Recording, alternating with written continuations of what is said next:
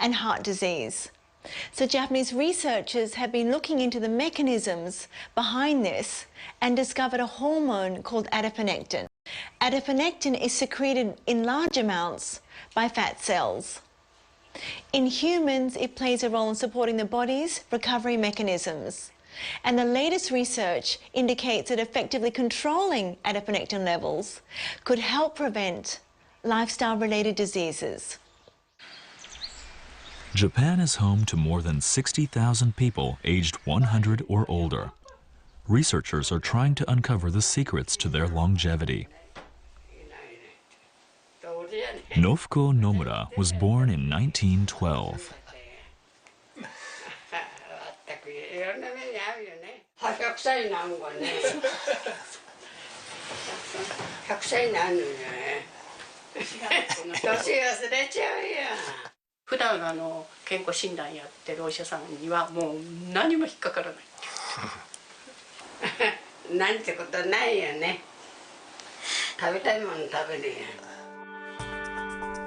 Her children visit every day to help out, but she can eat meals without assistance.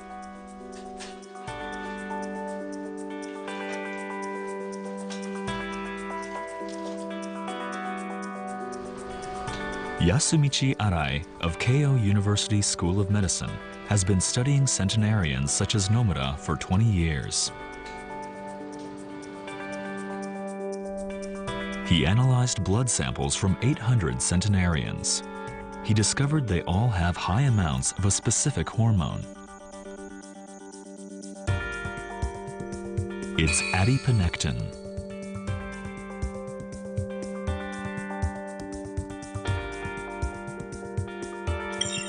His team measured blood samples from women of average build in their 20s and those over 100. Compared to the younger women, the centenarian's blood had twice the concentration of adiponectin. I found two outstanding characteristics in centenarians' medical history. First, few have arteriosclerosis, a condition that can lead to serious problems such as strokes and heart attacks. Secondly, diabetes is very rare, so I thought adiponectin might play a role in preventing these abnormalities. Our bodies contain subcutaneous fat just beneath the skin and visceral fat that builds up around internal organs.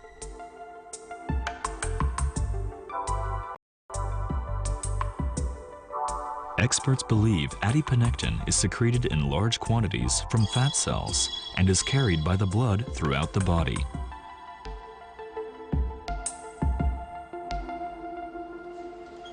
Researchers at Osaka University have been exploring adiponectin's role in maintaining health.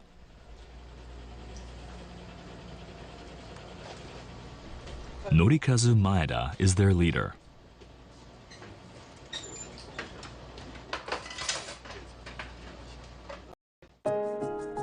They examined mice susceptible to hardening of the arteries.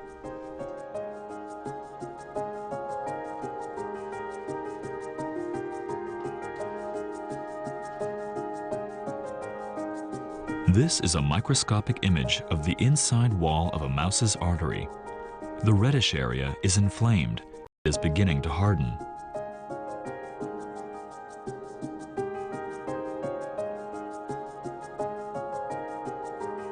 Adiponectin, shown in green, clings to the inflamed part as if to cover it.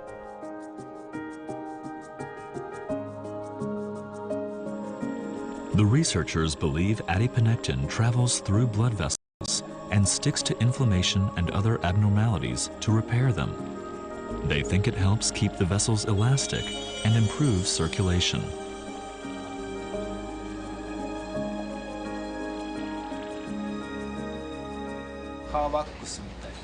It's like car wax. It acts like a coating. Recent studies have confirmed this happens not only in mice, but also in humans. We're becoming convinced that adiponectin protects endothelial cells inside blood vessels. Experts say that when adiponectin decreases, damaged vessels remain unrepaired. Blood circulation grows weak, and the risk of heart disease and stroke increases. A special reagent makes it possible to measure adiponectin levels. The usual concentration is 8 to 10 micrograms per milliliter. The research team studied the relationship between adiponectin and lifestyle-related diseases in about 200 subjects.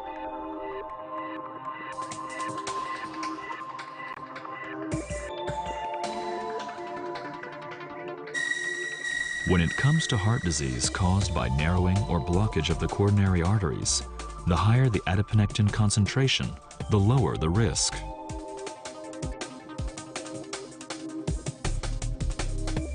Adiponectin also works with insulin to lower blood sugar levels. So the researchers think it helps prevent diabetes.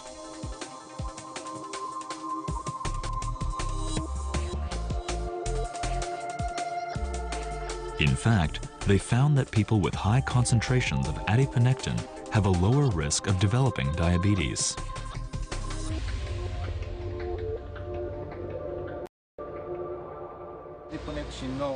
Clinical studies in the US and Europe have also found that people with lower adiponectin levels have a greater risk of these diseases. This suggests adiponectin's disease-fighting effects are not limited to one group of people, but are universal. An inverse relationship has been found between adiponectin levels and the amount of visceral fat around the intestines. Overeating and a lack of exercise leads to an excessive buildup.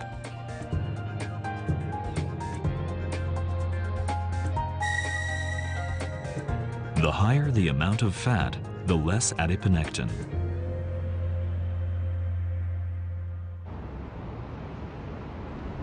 Doctors at Sumitomo Hospital in Osaka are trying to boost adiponectin secretion by lowering visceral fat levels.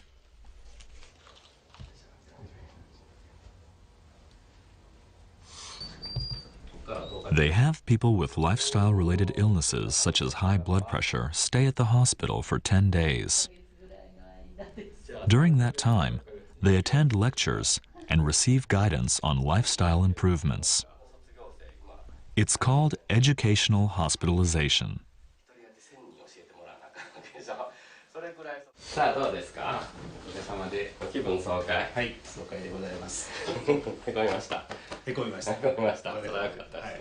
This man, who's in his 60s, is taking part. In 2010, he was found to have both high blood sugar and high blood pressure, and he weighed over 90 kilograms. His doctor suggested he enroll in the program, and he's come once a year since then. 運動はもうバッチリですか？体動かしたりとか。運動、そうですね。去年の暮れからちょっとアスレチックですか。ちょっと運動しに行ってます。お家で体重計とかよく乗りはるんですか？毎日乗ってます。記録してます。記録してます。アプリ、パソコンのアプリ使って乗ってます。なるほど。この当面の目標っていうこの数値が一番ベスト体重になるに違うかなって思いますけどね、本当に。はい。Meals are the most crucial part of the program. Dietitians plan menus that are low in calories and fat to help reduce visceral fat. Everyone is asked to bring a bowl from home for rice.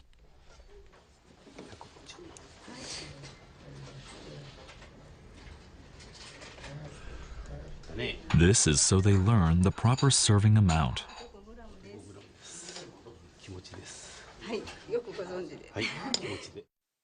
This meal consists of rice and 3 dishes, including shrimp cooked in ketchup and tofu, and comes to about 400 calories.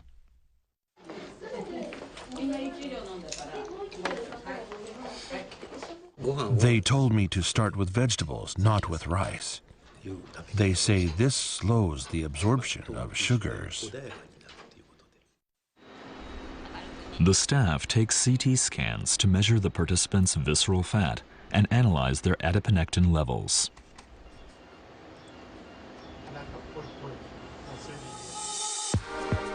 This is a cross-section of the man's abdomen when he first entered the program. Measurements show 208 square centimeters of visceral fat. 100 square centimeters is considered dangerous, and his is more than double that.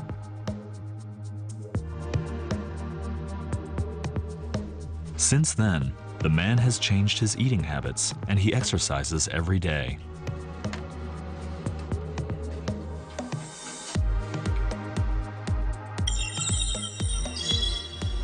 By 2015, his visceral fat volume had decreased by about 30%. And his adiponectin level had risen from 5.4 to 8.3 micrograms.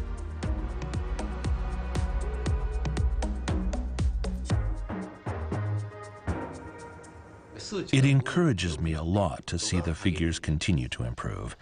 We're working as a team, and the hospital staff gives me all kinds of support. That keeps me going. People take drugs to lower blood sugar, blood pressure, or lipids. But many of them could stop taking them or reduce the dosage if they decrease their visceral fat levels and improve their lifestyle. There are things that we should do before taking medications. And lifestyle changes make medications even more effective. In fact, changing one's lifestyle is the best medicine.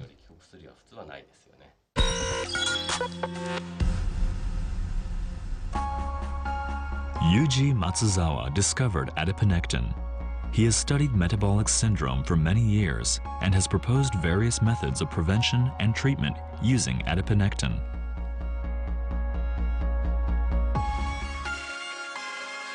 Doctor, I hear that adiponectin itself it's really been discovered to be one of these, for the treatment, I think, and prevention of many of these lifestyle diseases. It's been such a big discovery. Doctor, how can it specifically be used, adiponectin be specifically used for the prevention and treatment of these different lifestyle diseases? All kinds of minute problems are always cropping up inside our bodies, like little fires. Adiponectin sticks to the affected areas and extinguishes the fire. It's like a firefighter. We now know a lot about how it works. And researchers may someday come up with more effective treatments using adiponectin. Doctor, is there any way that we can test the level of our visceral fat or our internal fat, which is not a CT scan? Waist circumference is one marker of visceral fat accumulation. And it's inversely proportional to the level of adiponectin. So if you have a large waistline, it suggests your adiponectin level is low.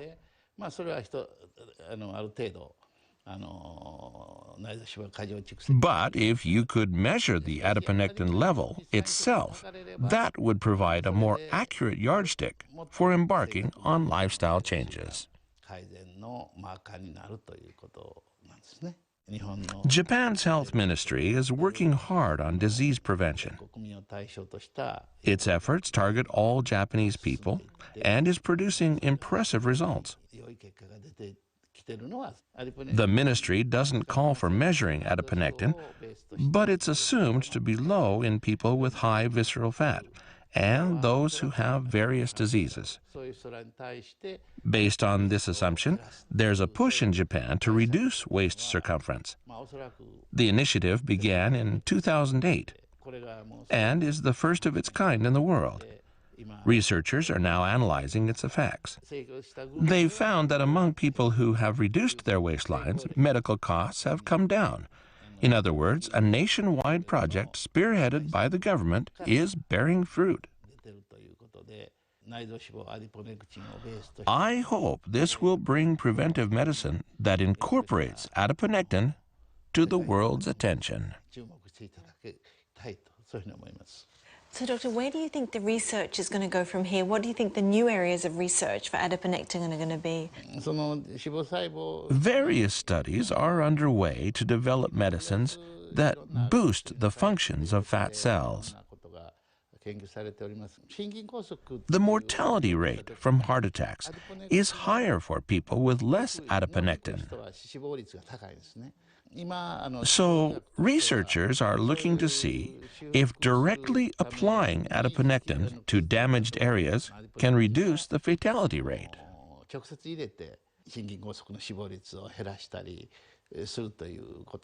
Their studies are making progress. If we continue urging people to improve their lifestyle, change their diets to boost their adiponectin, and develop new medicines, we should be able to drastically curb diseases rampant in a graying society. That's our hope. So, Doctor, thank you so much for your time today. 今日は貴重な時間本当にどうもありがとうございました。Recent studies have found that adiponectin also has cancer-fighting effects.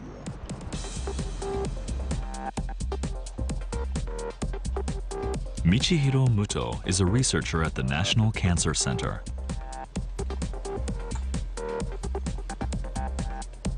He compared mice that don't secrete adiponectin with those that do.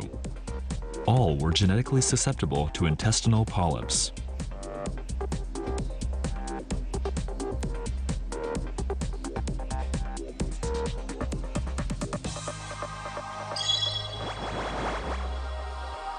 After 9 weeks, all of the mice had polyps.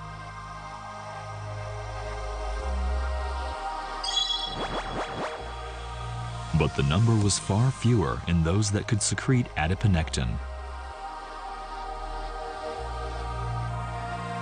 The mice without adiponectin had 128 polyps. Those with adiponectin had 40, or less than a third.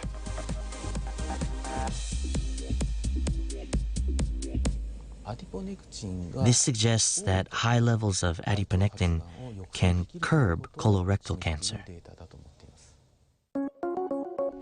Next, Muto ran experiments to see if increasing adiponectin levels with medication can suppress polyp generation. He used a drug called pioglitazone. It's used to treat diabetes, and clinical data shows it boosts adiponectin.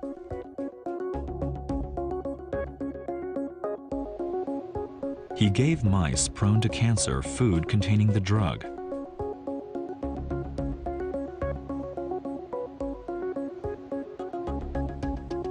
"13 weeks later, Muto's team examined cells from the mice's colons.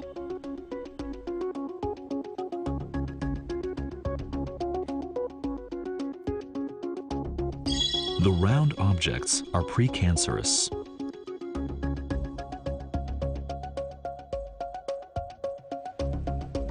They analyzed the mice's adiponectin levels and counted the precancerous lesions.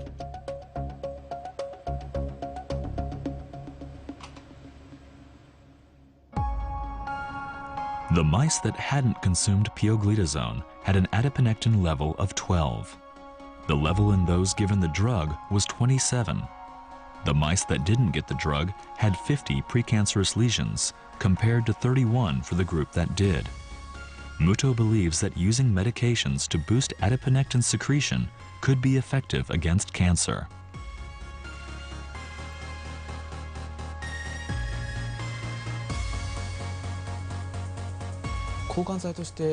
Adiponectin might someday be used as a cancer drug. For example, it could be used in combination with existing medicines for treatment. But I believe it would be most effective when used for cancer prevention. I hope preventive medicines using adiponectin will become available in Japan. A number of experiments have shown that high adiponectin levels reduce the incidence of colorectal, breast, kidney, and endometrial cancer.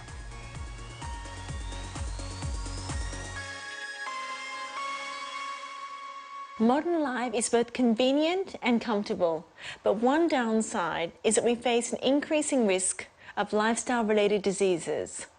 As society ages, the number of people with these sorts of diseases is increasing, and the accompanying medical costs are becoming a major concern. But it may be possible to lighten the social burden Instead of relying on medications, we should try and help prevent these lifestyle-related diseases with a healthy diet and lifestyle. And I'm really excited about what research into adiponectin will reveal in the future.